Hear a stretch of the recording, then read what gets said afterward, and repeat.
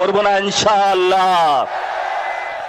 প্রিয় সালাউদ্দিন ভাই, আপনি আজকে বললেন আওয়ামী লীগ নাকি একটা মাফিয়া গোষ্ঠী।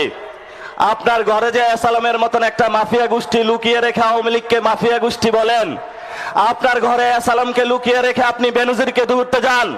এই ধরনের ভণ্ডামি জাতির সামনে প্রকাশিত হয়ে পড়েছে এবং আপনি সংবিধানের আশ্রয় নিয়ে বাংলাদেশের জনগণকে বোকা বানানোর যে প্রচেষ্টা নিয়েছিলেন সেটা আমরা হাতে কলমে দেখিয়েছি যে আপনি আবু জাহেলের মতন সংবিধানের আশ্রয় নিয়ে বাংলাদেশের মুক্তিকামী জনতার যে ঐতিহাসিক লড়াই, সেই লড়াইকে আপনি অস্বীকার করেছেন।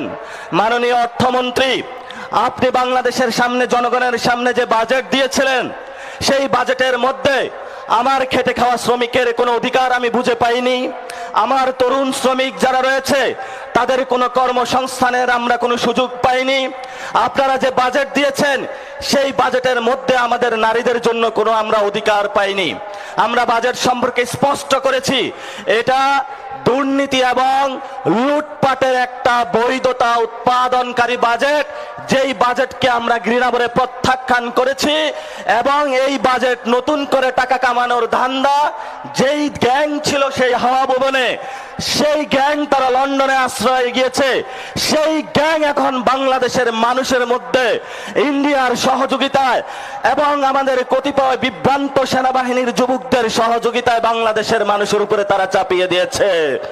আমরা তীব্র নিন্দা এবং ধিক্কার জানাচ্ছি।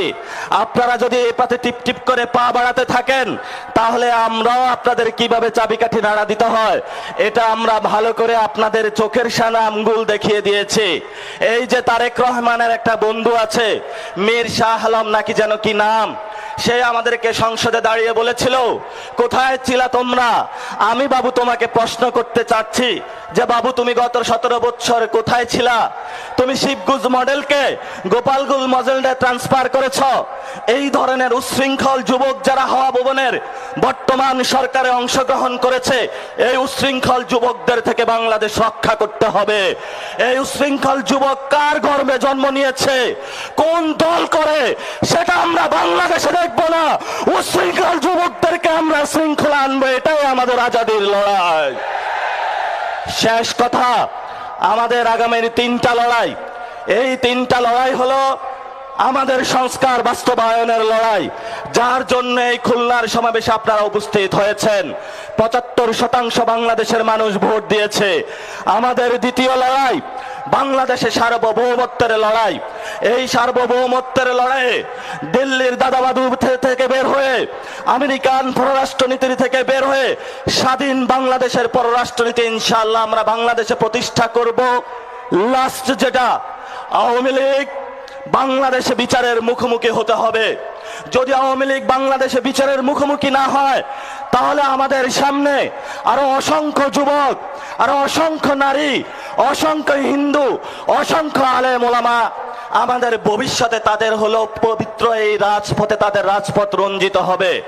আমরা আশা করব সরকার আমাদের কথাগুলো তারা কানে না দিবে। যদি তারা না নেয় তাহলে কিভাবে কানে তাদেরকে ঢুকাতে হয় আমরা সেই উচ্ছৃঙ্খল যুবকদের শিখিয়ে দিব, যারা পার্লামেন্টে বসে বসে মিট মিট করে হাসে। প্রিয় খুলনাবাসী, আপনারা জানেন এই খুলনায় কেডিআইতে দলীয় লোক বসানো হয়েছে, এই খুলনাতে সিটি কর্পোরেশনে দলীয় লোক বসানো হয়েছে, এই খুলনাতে জেলা প্রশাসনের লোক বসানো হয়েছে দলীয় লোক, এমনকি বিসিবিতে লোক বসানো হয়েছে। খুলনাবাসী, এই সব সন্ত্রাসীদেরকে আপনারা ছাড় দিবেন না। যতই ভদ্রতার মুখোশ পরে তারা আমাদের সামনে আসে, আপনারা যদি তাদেরকে ছাড় দেন, কালকে আপনাকে তারা হত্যা করতে উদ্যত হবে, আপনার সন্তানকে তারা হত্যা করবে, আপনার মাকে তারা হত্যা করবে, আপনার বউকে তারা হত্যা করবে। এই সব সন্ত্রাসীদেরকে খুলনার অঞ্চল থেকে উচ্ছেদ করতে হবে। এবং যারা মসজিদে হত্যাকাণ্ড ঘটিয়েছে খুলনাতে, আমরা বাবু তোমাদেরকে হুঁশিয়ার করে দিতে চাই।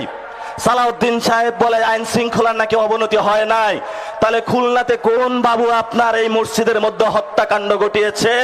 সেই দিল্লির দাদাবাদুর গেটুপুত্র সালাউদ্দিনের কাছে আমরা প্রশ্ন রাখতে চাই। প্রিয় খুলনা